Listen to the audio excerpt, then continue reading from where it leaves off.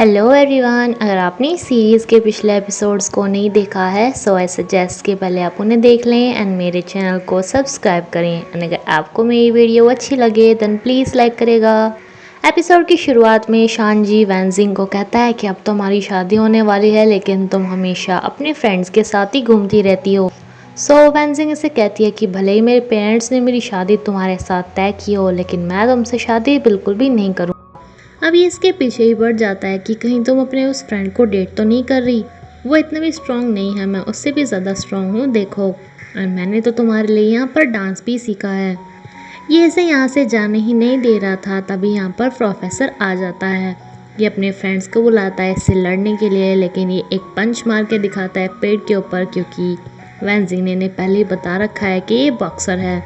अब पहले तो वैनजिंग के हाल चाल पूछता है कि ये ठीक तो है ना, एंड देन इससे पूछता है कि यहाँ कहीं पास में डॉक्टर नहीं है क्या, क्योंकि इसका हाथ टूट गया था।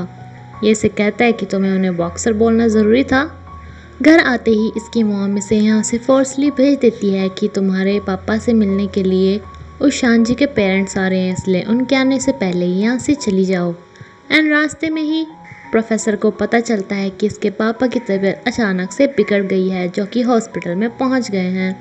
वैनजिंग के जाने के बाद शानजी के पापा यहाँ पे आते हैं, जिन्हें वैनजिंग के पापा को बोलना पड़ता है कि शहर में उसका काम छूट रहा था ना, इसलिए वो जल्दी ही चली गई। सो ये इन्हें कहते हैं कि वैनजिंग से कहो ना कि हमारे बेटे की जॉब भी वहीं शंघाई में कहीं लगवा दे, जिस पे वैनजिंग के पापा हाँ बोल देते हैं।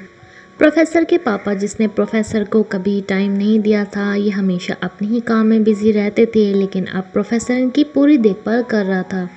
रिची अपने फ्रेंड्स के साथ बैठी ही होती है कि यहाँ पे ये हुई आता है, जो इसे कहता है कि अरे तुम्हारी वो एक और फ्रेंड कहाँ गई जो वाइन सेल करती है।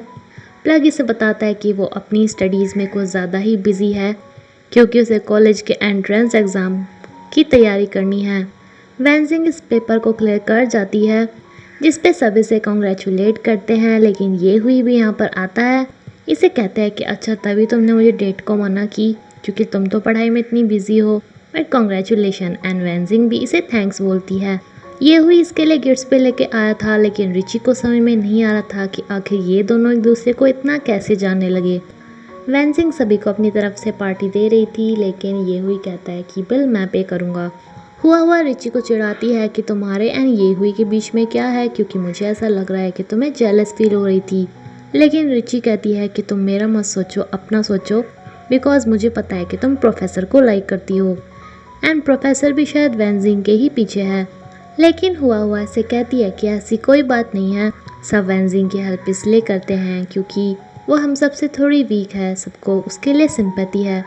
हुआ कि ऑनलाइन वाइन बेचने वाला काम काफ़ी अच्छा चल रहा था, जिसके काफ़ी सारे फैंस भी बन चुके थे, एंड एक फ़ैन इसे एडवाइस देती है नकली तरीके से अपने पेज की पॉपुलैरिटी बढ़वाने की।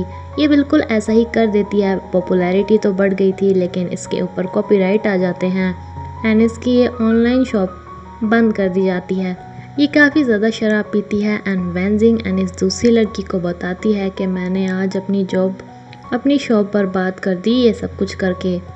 वैनजिंग तो इस पर इतना नाराज़ नहीं होती, बिकॉज ये इसकी बेस्ट फ्रेंड थी, लेकिन इसको काफ़ी गुस्सा आता है एंड ये कहती है कि बस आगे से मुझे तुम्हारे साथ कोई काम नहीं करना, मैंने कितनी मेहनत की थी तुम्हारे साथ मिलके। प्लग को पता चला था कि एक बंदा एंटीक सामान की तस्करी करता है इलीगल तरीके से। ये किसी तरह सबूत इकट्ठा करना चाहता था, इसलिए रिची से हेल्प लेता है, क्योंकि रिची ही इस अमीर बंदे को जानती है, क्योंकि ये हुई का चाचा लगता है। यहाँ पे ये इसकी कुछ फ़ोटोग्राफ्स वगैरह ले लेता है एंड रिपोर्ट बना के तैयार कर देता है कि ये एंटीक सामान की तस्करी करता है। इसकी जूनियर से बताती है कि पता है जिसकी रिपोर्ट तुमने छापी है वो कितना बड़ा अमीर बंदा है, कहीं वो तुम्हें ही ना फंसा दे। लेकिन इसका मानना था कि नहीं, मैंने सच्चाई सामने लाई है, इसमें वो मुझे क्या फंसाएगा।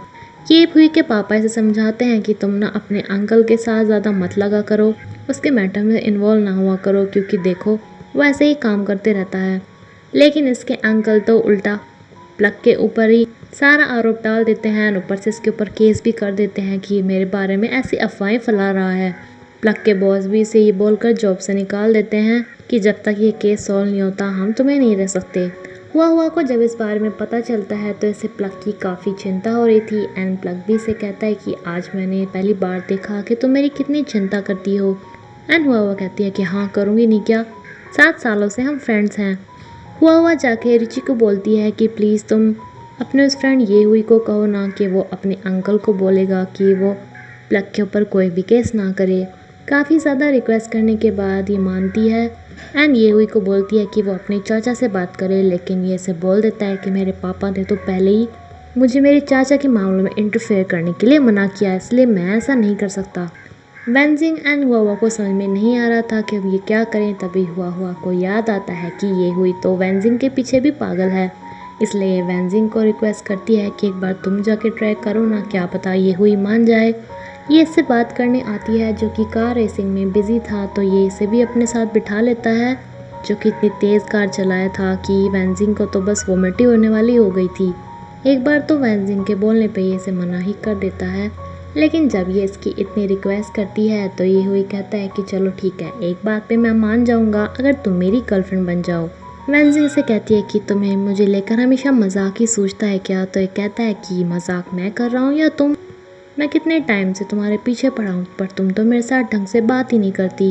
वेंजिंग इसे इग्नोर करके यहाँ से चली जाती है, यानी कि इसका ऑफर ठुकरा के।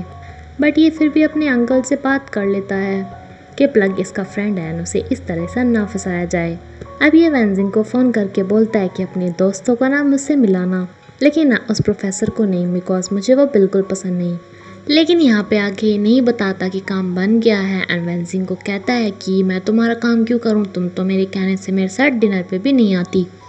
वेंजिंग इसे बोल देती है कि ठीक है मैं डिनर पे आ जाऊँगी, तो ये एकदम बोल देता है कि काम एकदम हो गया। वेंजिंग को पहले इनकी कन्वर्सेशन पे गुस्सा आ रहा था, ऊपर से बोल देता है कि मुझे खाने पे ये सब लोग नहीं चाहिए, सिर्फ तुम होनी चाहिए। एंड ऊपर से ये रिची से ही खाना मंगवाता है, जिसपे से और ज़्यादा गुस्सा आता है। वेंजिंग प्रोफेसर के पापा से मिलने के लिए आई थी, लेकिन यहाँ पर इसकी एक्स को देखकर ये वापस चली जाती है। प्लग को काफ़ी अजीब लग रहा था कि ये खुद कुछ नहीं कर पाया एंड इसकी ये 3 लड़कियों ने इसकी हेल्प करी। वेंजिंग इसे वॉशरूम तक छोड़ने के लिए गई ही थी कि इसे अपनी गांव की एक लेडी मिलती है जो कि कभी शंघाई आई थी एंड आज ये काफ़ी अच्छी पोजीशन पे है, जो वेंजिंग को काफ़ी प्यार करके दिखाती है, जैसे इसकी काफ़ी केयर करती हो। हुआ जब इसे समझाती है तो ऋषि कहती है कि मुझे इस बात पे गुस्सा आ रहा है कि मैं एंड ये हुई बचपन से एक दूसरे को जानते हैं, लेकिन उसने मेरी बोलने से तो प्लग की हेल्प नहीं की थी, लेकिन वेंजिंग के बोलने से हेल्प कर दी। हुआ उसकी ओर साइड लेती है तो ये बोल देती है कि बस रहने दो, उसने तो मेरा पर्स भी चोरी कर लिया था एंड मुझे फेक लौटाया। हुआ का यहाँ पे मन होता है कि ये इसे बता दे कि गलती इसकी थी, लेकिन वेटर यहाँ पे आता है एंड ये फिर से चुप हो जाती है। ये एक रेस्टोरेंट में बैठ के एक साथ खेल ही रहे थे कि यहाँ पर उस शो को दिखाना स्टार्ट कर देते हैं, जिस रियलिटी शो में प्लग ने भी हिस्सा लिया था ब्लाइंड डेट बन के। प्लग नहीं चाहता था कि कोई भी इसे देखे एंड खास कर की हुआ, क्योंकि इस शो में जब प्लग को अपना ब्लाइंड डेट चुनने के लिए बोला गया था तो ये बताता है कि मुझे कोई भी चूज़ नहीं करना, क्योंकि मैं जिस लड़की को प्यार करता हूँ वो यहाँ पे नहीं है, जिसे मैं अपनी यूनिवर्सिटी टाइम से प्यार करता हूँ। हुआ काफ़ी ध्यान से ये सब सुन रही थी, बिकॉज उसे जानना था कि इसका फ्रेंड प्लग किससे इतना प्यार करता है, लेकिन जब इसे रियलाइज़ होता है कि ये इसी के बारे में बात करता है,